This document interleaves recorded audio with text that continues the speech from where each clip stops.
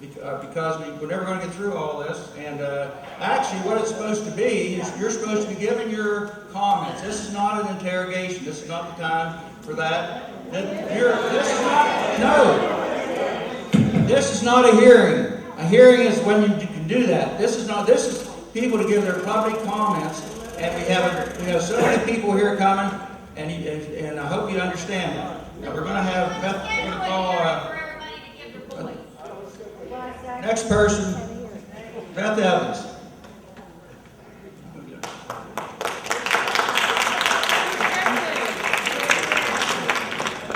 First, I'd like to say, can everybody hear me? I talked to Mr. Lewis at his home place on Sunday night because none of you commissioners were. It stopped working. There it goes again. Because none of you commissioners were in your office. Mr. Lewis did advise me, come to the meeting Thursday and all your questions will be answered.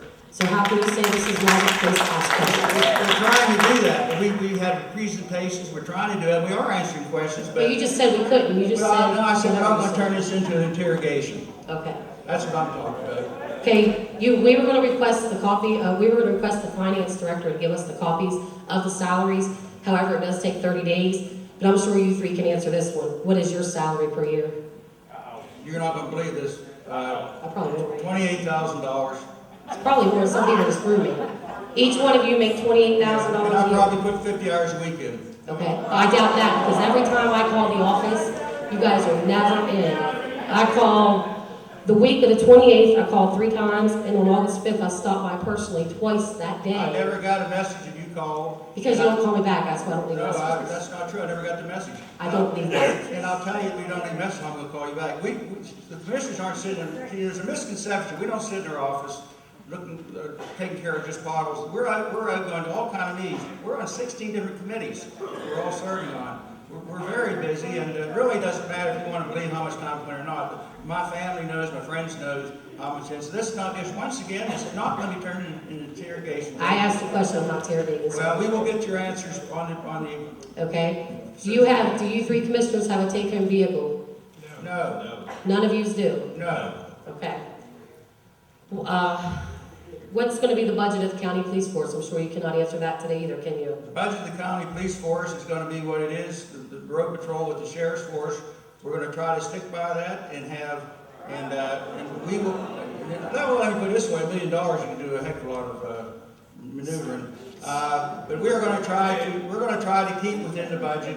And that's what this is about. Everybody's got the wrong opinion. You think this is personal. This is about the budget. This is what this is about. This is about the budget. That's what some of these questions are. Right. So my question is, if the county police force goes over their budget, what are you going to do next? Bring in Maryland State Police to patrol everything? No, we will have control of the county police force because they work for us. Well, we can tell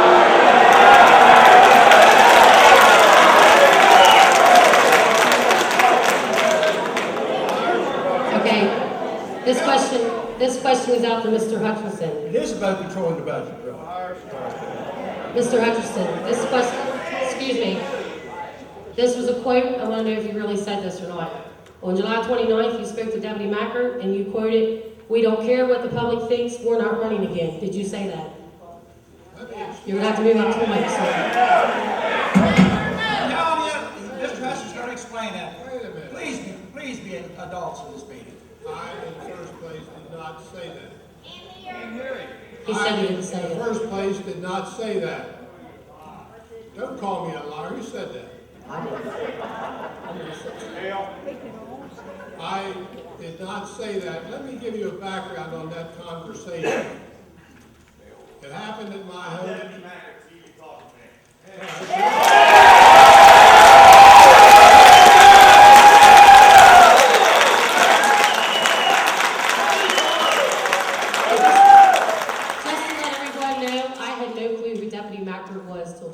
Neither did I.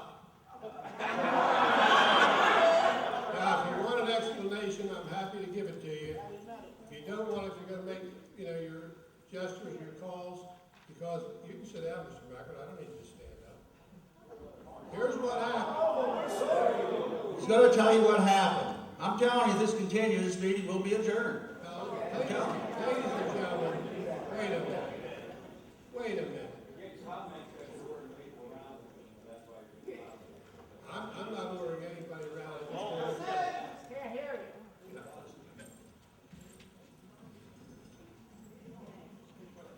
conversation took place one evening at my home.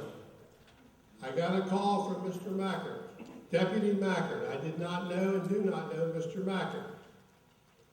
I had company at the house that night, but I left the company and went on the phone with him for 45 minutes approximately, and we discussed this issue about the police and the deputies and all that sort of thing. He called and used one of my friends as a way to get into the conversation. Now, you may deny that, but that's what happened. I didn't know Deputy Mackert. I would probably not have spent 45 minutes on the phone with him, with my company there, and waiting to meet with me as a visit. But I did spend the time. I did not say that I didn't care about the people. I never said that. Now, unless you take that discussion, if you did, that's illegal. But I did not do it. I did not say it. Now, you can believe that or not believe it, but I did not say it. I had no reason to say it. But that's how it all occurred. And I talked to him for an ample amount of time, and the next morning he went with the sheriff to the radio, to the newspaper, and reported on this conversation. That's where that came from. I did not say it. Okay.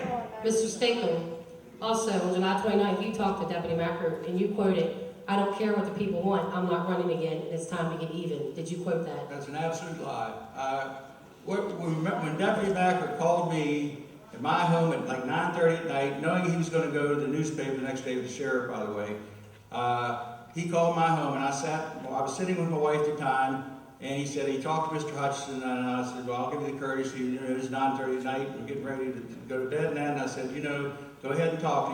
He called me under the idea that his wife was upset over all this, and that what we're going to do if we do make the transfers, or the deputy's going to get paid the same. I said yes. Deputy's going to have the same sick days and everything. I said yes. They're going to have everything they have now. They're going to keep the ranks and so forth.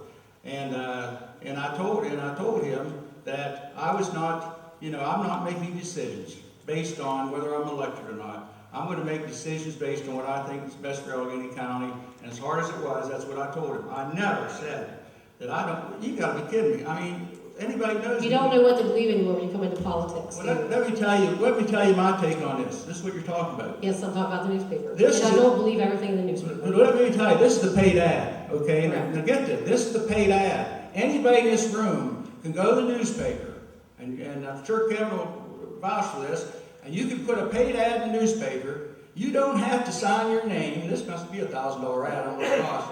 You do not have to sign your name, and you can say anything about anybody you want, except public officials, and we can't say anything about it. This is full of lies and misconceptions. There are some true statements in here about what we said last year. I don't deny that. But this is awful. My family and my wife and family and my friends, this is an insult to my integrity. And when I found out that this is paid for by the Maryland State Associations of Sheriff's Office, it's paid for. But they didn't, hold on, wait till you hear the rest. They didn't write it. They gave David Goad money.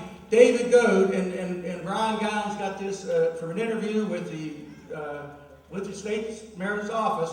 David Goad wrote this, and I would never think of going to a politician putting lies. If you tell the truth, and you notice today's paper had these comments from Deputy Mackert taken out, and he had what was word really made. But this is what you can do. Paid ads, you can say anything you want. No, there are so many things that are not true, and the only thing I can really remember from Deputy Mackert as it went on, my wife said, Jim, you never said those things. I said, no, I didn't. The only thing I can remember kept saying, will you stop talking, let me explain. Because every time I started explaining something, he started talking. This is the he said, she said thing. If you don't want to believe me, that's up to you people. But I'm telling you, I never said these things. Why would I ever say these things? And anybody who knows me personally knows I win. And I never said I wasn't going to run for election again. I said, I don't know. I got 2 years to go. My wife will sit down with me. It'll depend on my health and what I'm doing. And I don't really know what I'm doing. I may not run, but I may also be run. So how was that twisted into this? I have no idea. And I'm telling you, I'm upset about it. Yeah, and anybody here had it done to you, you'd be upset too. And I say shame on Sheriff Goad for doing this. Okay.